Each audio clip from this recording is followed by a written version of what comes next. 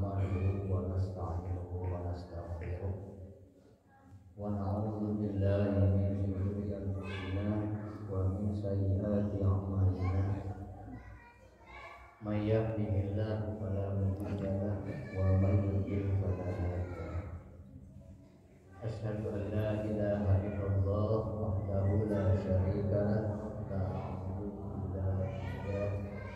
وأشهد أن محمدا عبده ورسوله لا نبي بعده اللهم صل وسلم على نبينا محمد بن عبد الله وعلى آله ومن تبعهم إلى يوم القيامة.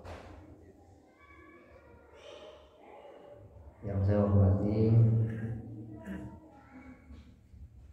Kamil Masjid Al-Munawwarah Isti, yang saya hormati dan sahabat kita semua dirahmati dan diberkati oleh Allah Subhanahu wa taala.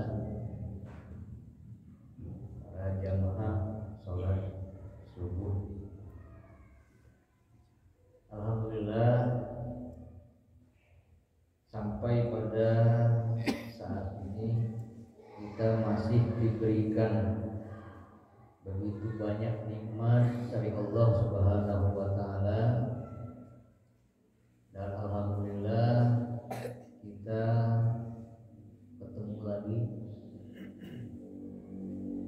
bersama-sama lagi dengan Ramadan di tahun 1443 Hijriah. Dan mudah-mudahan kita berharap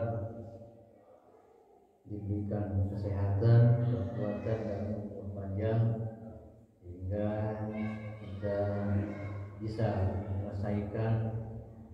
melaksanakan ibadah saum di bulan Ramadan pada tahun ini.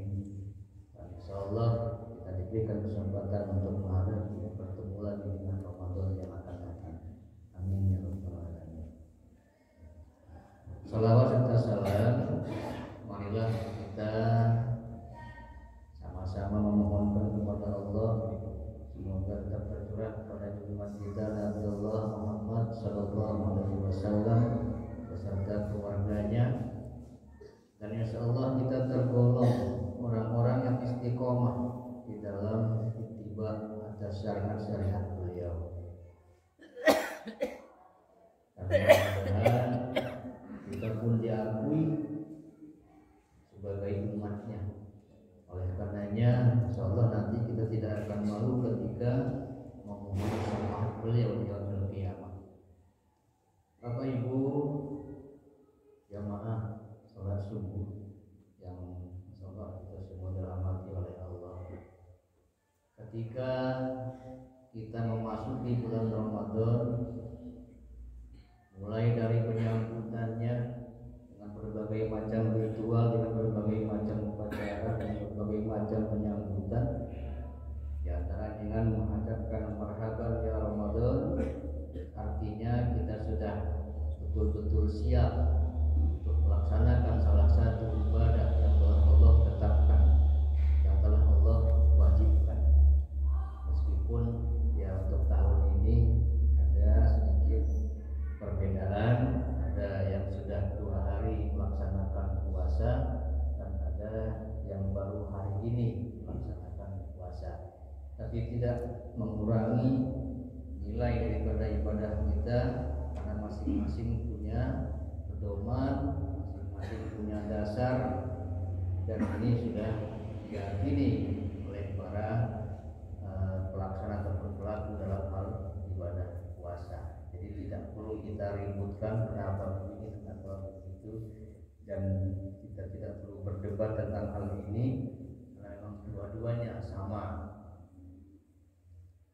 Kata Rasulullah, "Idza ra'aitumul hilal fasumu, wa idza ra'aitumuhu fa'tiru, fa in huma 'alaikum faqdurulah." Jadi kata-kata faqdurulah inilah yang jadi pemicu perbedaan dalam penafsiran ataupun kriteria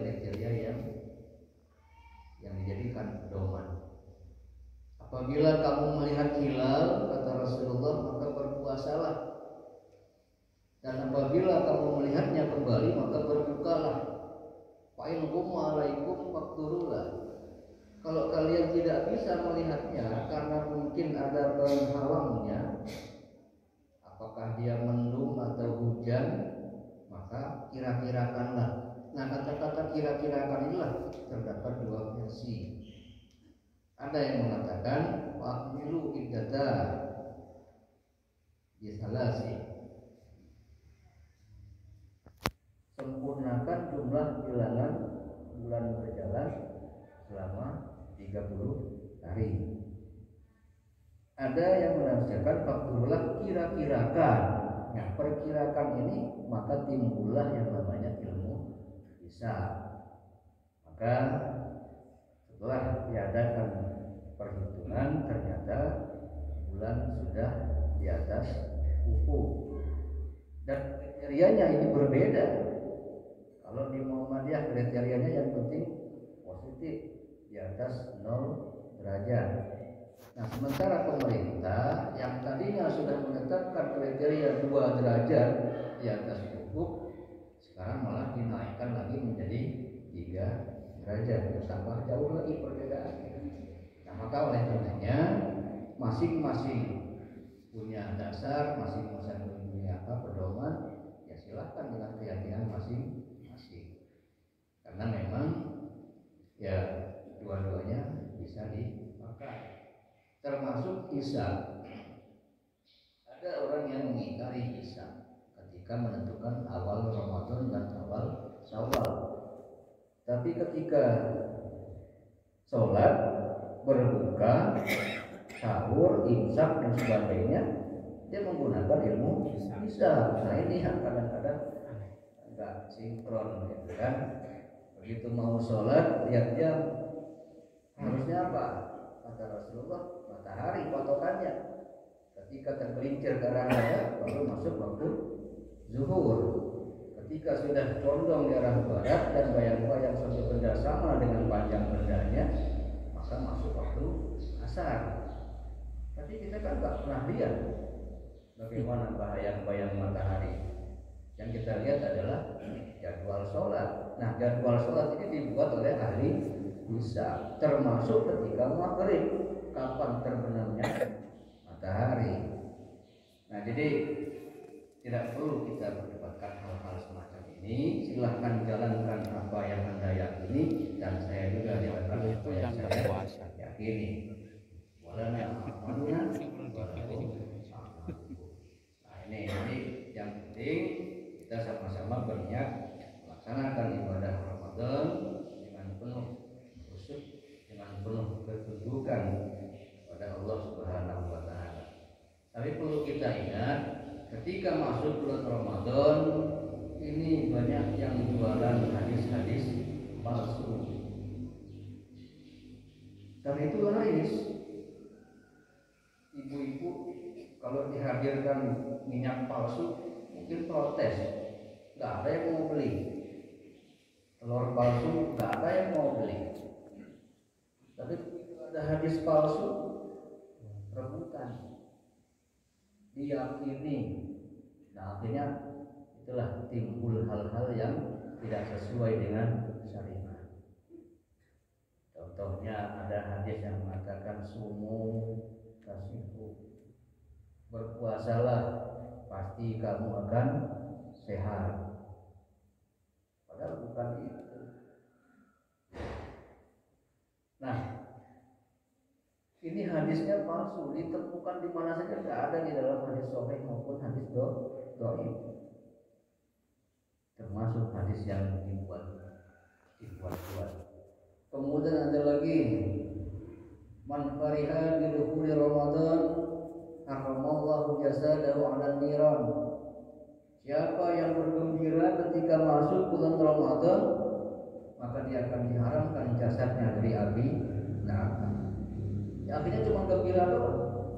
Begitu mau masuk Ramadan, rame-rame ke pantai, makan siang terakhir. Kalau di adat masing-masing suku ada macam-macam ritual yang dilaksanakan ketika menyambut bulan Ramadan. Termasuk di Sumateranya ada yang namanya belimau ya, mandi bareng-bareng di kali belimau namanya, keramas, macam-macam. Maka sampai terjadi karena saking gembiranya